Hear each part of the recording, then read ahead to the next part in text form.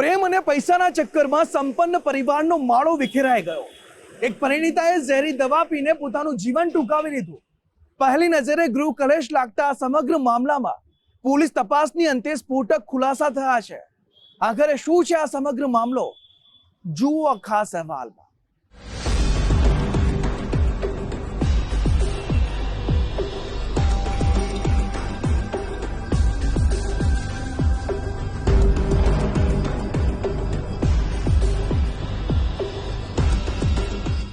Ahmedabad ગ્રામ્યના Aslali police station વિસ્તારમાં એક પરિણીત મહિલાએ ઝેરી દવા પીને જીવન ટૂંકાવ્યું। આ મહિલાને તેના પતિ સરા જાહેર મારતા હોવાના એક ચોંકાવનારા સીસીટીવી સામે આવ્યા। આ દ્રશ્યો જોઈ સૌને થાય કે તેના પતિ અને પરિવારજનોના ત્રાસથી જ કંટાળીને પરિણીતાએ આત્મહત્યા કરી હશે। પરંતુ મૃતક ઉર્મિલાબહેન બેલદારના પિયર પક્ષના લોકો અને સાસરિયાઓની પૂછપરછ કરતા સ્ફોટક ખુલાસા થયા।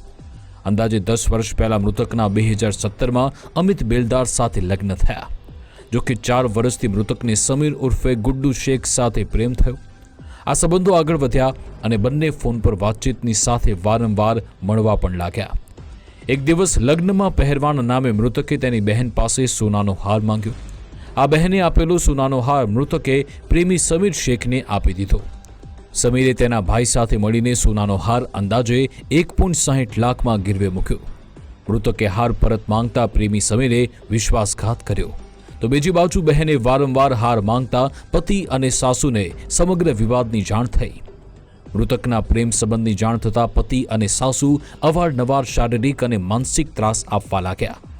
આ વારંવારના મેણાટોણા, પ્રેમી તરફથી મળેલો દગો અને બહેને હાર પરત માંગતા ચારે બાજુથી પરેશાન થઈ ગયેલા ઉર્મિલાબેન બેલદારે ઘરમાં પડેલી ઝેરી દવા પી લીધી, જે બાદ સ્વજને હોસ્પિટલમાં સારવાર અર્થે ખસેડતા ઉર્મિલાબહેનનું નિધન થયું।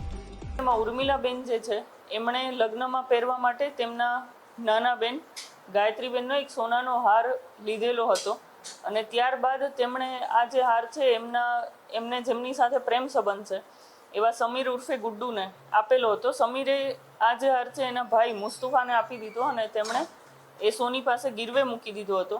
હવે વારંવાર સમીર પાસે આ સેટ માંગવા છતાં પણ એ પાછો નહોતો આપી રહ્યો અને તેને વારંવાર ત્રાસ આપતો હતો અને આ સેટ બાબતે તેના બેન દ્વારા વારંવાર પૂછપરછ થતાં તેમના ઘરે આ વાત જાણ થતાં તેમના પતિ અમિતભાઈ અને એના સાસુ મંજુલાબેન આ બંને પણ એમની સાથે મારામારી કરીને એમને માનસિક ત્રાસ આપેલો હતો, જેથી આ ઉર્મિલાબેને દવા પીને આત્મહત્યા કરેલ છે।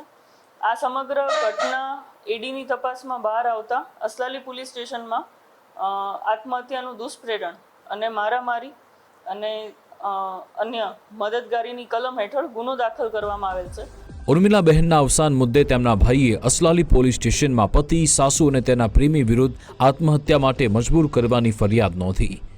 આ કેસમાં પોલીસે ત્વરિત તપાસ કરી મૃતકના પતિ અમિત બેલદાર, સાસુ મંજુલાબેનની સાથે જ પ્રેમી સમીર શેખ અને હાર ગીરવે મૂકવામાં ભાગીદાર એવા તેના ભાઈ મુસ્તફા શેખની ધરપકડ કરી આગળની કાર્યવાહી હાથ ધરી છે। શરૂઆતમાં અકસ્માતે મોતના લાગતા કેસમાં લગ્નેતર સંબંધ, સોનાના હારની લેતી દેતી અને અત્યાચારની વિગતો ખુલી છે। હાલમાં જે ઉર્મિલાબેન છે તેમના લગ્નનો સમયગાળો એ 10 વર્ષ કરતાં વધારેનો છે અને આજે સમીર જે છે જેમની સાથે એને પ્રેમ સંબંધ હતો તે છેલ્લા ઘણા સમયથી તે એમની સાથે ફોન દ્વારા વાતચીતમાં હતા અને મળતા પણ હતા। આ પ્રેમ સંબંધના કારણે જ આ સેટ એમણે આપેલો હતો અને જેના કારણે આ આખો બનાવ બનેલો છે। હાલમાં સમીર સાથે કેટલા સમયથી પરિચયમાં હતા અને અગાઉ પણ આવું કંઈ બનેલું છે કે કેમ તે બાબતે પોલીસ તપાસ કરી રહી છે। મૃતક ઉર્મિલાબહેન બેલદારના પ્રેમી સમીર ઉર્ફે ગુડ્ડુ શેખે અગાઉ પણ રૂપિયા કે કિંમતી ઘરેણાં માંગ્યા હોવાની શંકાના આધારે પોલીસ જવાન દ્વારા કડકાઈપૂર્વકની પૂછપરછ થઈ રહી છે। અસલાલી પોલીસ દ્વારા સમીર શેખ અને તેના ભાઈ મુસ્તફાનો અન્ય કોઈ ગુનાહિત ભૂતકાળ છે કે કેમ તે અંગે પણ તપાસ હાથ ધરાઈ છે। મૃતક ઉર્મિલાબહેનના આડા સંબંધને કારણે એક હસતા રમતા સુખી પરિવારનો માળો વિખેરાઈ ગયો। અર્પિત દરજી, ગુજરાત ફર્સ્ટ, અમદાવાદ।